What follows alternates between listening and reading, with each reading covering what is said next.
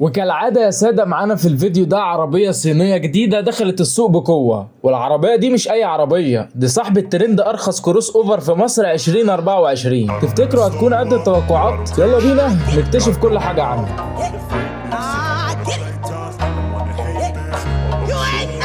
السلام عليكم ورحمة الله وبركاته، ازيك عامل ايه؟ يا رب تكون بخير. انا عمرو مجدي، وفي الفيديو ده هنراجع شيري تيجو 4 برو. وحابب انوه ما تنساش لايك وسبسكرايب علشان ناس كتير قوي بتتفرج علينا وبتمشي من غير ما تتفاعل. شيري تيجو 4 برو زي ما حضرتك عارف ان العربية دي حصلت على لقب ارخص عربية كروس اوفر تحت المليون جنيه، والعربية حققت مبيعات كبيرة في اول 6 شهور من عرضها، وقابلت نجاح كبير في السوق المصري لانها عربية اقتصادية قيمة مقابل سعر وقت نزولها.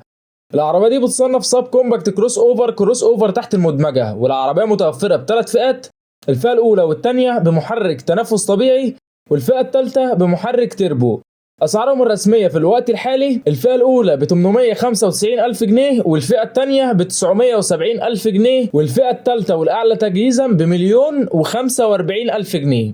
وتقدر تشوف الاسعار محدثه من خلال موقع كونتاكت كارز، هسيب لك اللينك في الوصف. شيري تيجو 4 برو عربيه اقتصاديه بتاعت مشاوير يوميه، بتتميز بواجهه اماميه مميزه كعاده عربيات شيري، وكبراند معروف في السوق المصري.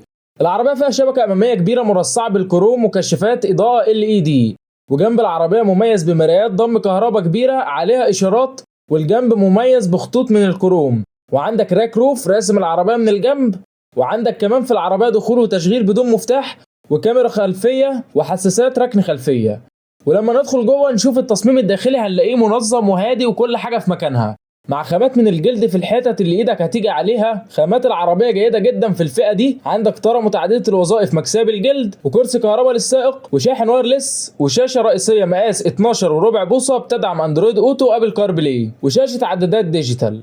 وبصراحة كمية التجهيزات الكتيرة في الفئة السعرية دي نقطة مميزة وقوية لشيري تيجو 4 برو. مساحات الركوب في العربية قدام جيدة جدا، ومساحات الركوب ورا جيدة جدا، تاخد شخصين مرتاحين قوي او 3 اشخاص رفيعين جنب بعض. ومساحات الرؤية في العربية ممتازة من حيث الزجاج الامامي والمرايات الكبيرة، ما عندكش نقط عامية خالص، وعندك فتحة سقف تزود لك الرحابة جوه العربية.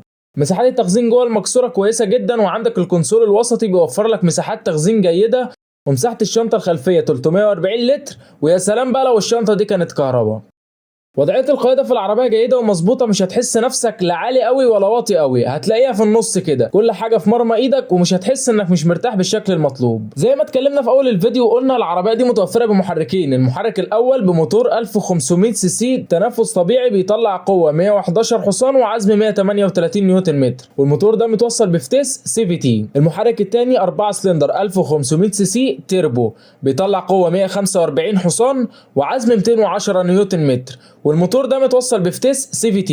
والعربيه بدفع امامي للعجلات، ارقام الاداء من 0 ل 100 في 10 ثواني، والسرعه القصوى حوالي 180 كيلومتر. ومتوسط استهلاك البنزين في العربيه ما بين 9 ل 10 لتر لكل 100 كيلومتر، وده استهلاك متوسط، وممكن يقل عن كده على حسب اسلوب سواقتك.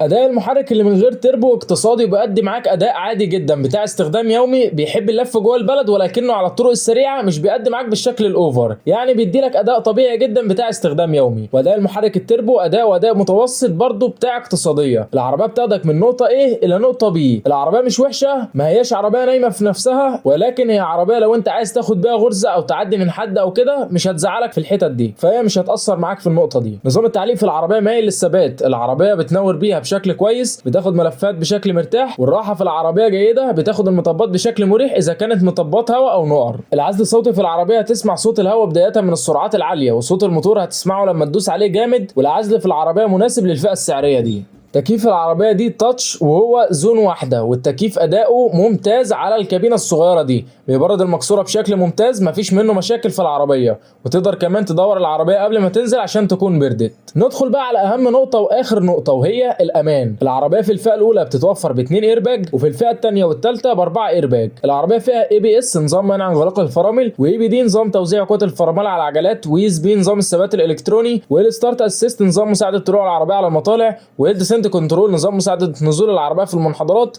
وتي بي ام اس نظام مراقبه ضغط الاطارات. الخلاصه في شيري تيجو 4 برو، العربيه دي عربيه اقتصاديه عائليه بتاعت استخدام يومي والمشاوير اللي جوه البلد. عربيه بتقدم لك تجهيزات كتيره جدا بسعر قليل. العربيه تصميمها حلو وعصري وليه هويه خاصه بشيري، والعربيه بتقدم لك خامات جيده جدا ومساحات ركوب مناسبه لاربع اشخاص او خمسه، بالاضافه لفتحه السقف ومساحات التخزين الكتيره جوه المكسوره ومساحه الشنطه الخلفيه اللي تاخد شنط السفر بتاعتك. كمان العربيه متوازنه ما بين الراحه والثبات وفيها تكييف قوي وانظمه امان مهمه. بيعيب العربيه دي بس نقطه العزل الصوتي زي ما اتكلمنا عنه. وفي الختام شكرا لك على المتابعه، اتمنى تكون استفدت من الفيديو. ما تنساش تتابعنا على يوتيوب وفيسبوك وتيك توك، هسيب لك اللينكات في الوصف. كمان ما تنساش تسيب لي رايك عن العربيه في التعليقات، وكمان لو في عربيه عايزني اراجعها سيب لي اسمها في تعليق. شكرا لك على المتابعه، مع السلامه.